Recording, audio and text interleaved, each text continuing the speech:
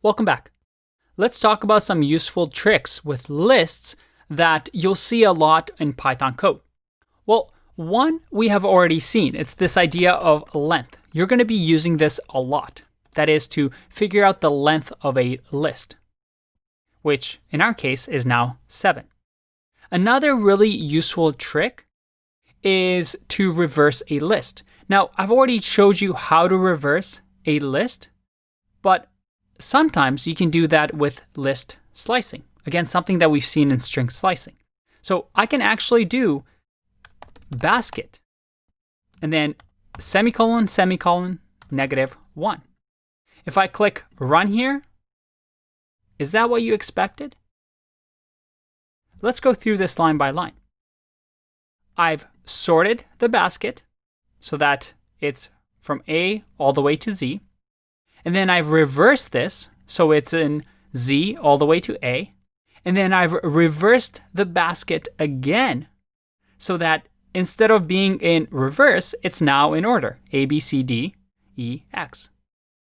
And this list slicing creates a new list, right? If I print basket here,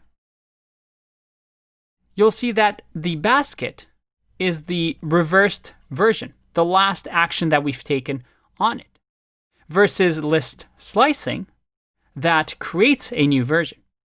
So this notation you'll see a lot with lists when you need to reverse a list, or maybe you need to make a copy of the list like this, or maybe you need a portion of the list. Another useful thing that you'll see a lot of is something called range. Let's comment this out for now. If I wanted to generate a list really quickly, let's say from 1 to 100, I can do something like this. I can say range and then start and then stop. So let's do 100. And if I print this and I run, I get a range 1 to 100. But if I wrap this in a list, which is going to create a new list for us, and I click run, look at that. I get a range from 1 all the way to 99. Remember, it's the start and then whatever to stop at. So before it hits 100, it's going to stop. Now, if I remove this and just do one single thing, I get a list starting from 0 all the way to 99. If I want a list that has 101 items because it starts at 0, I would just do 101.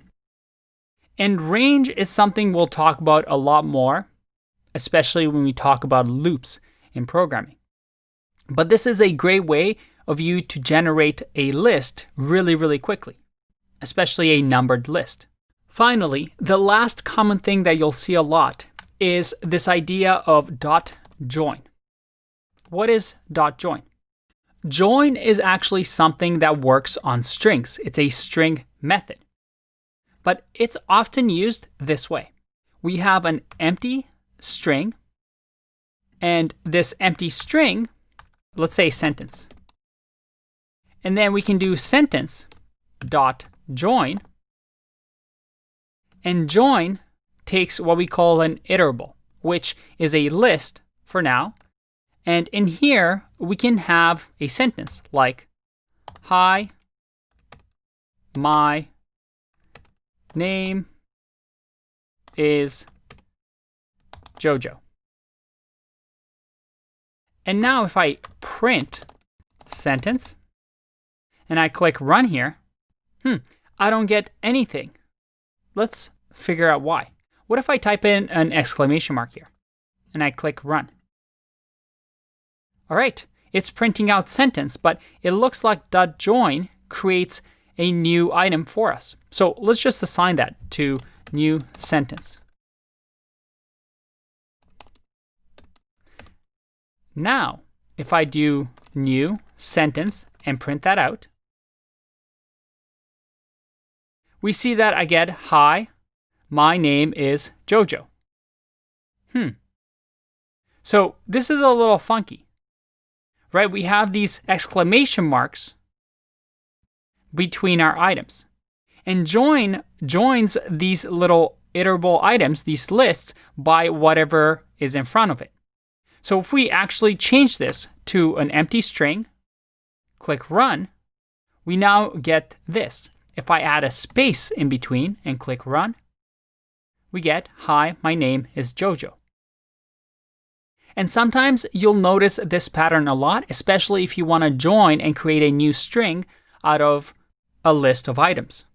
Now, a shorthand way of doing this is to actually not even bother with this and just doing an empty string, dot join, and then joining all the list items. There we go. So all we're doing is combining lists into a string, and this is a common pattern that you'll see a lot of. I'll see you in the next one. Bye-bye.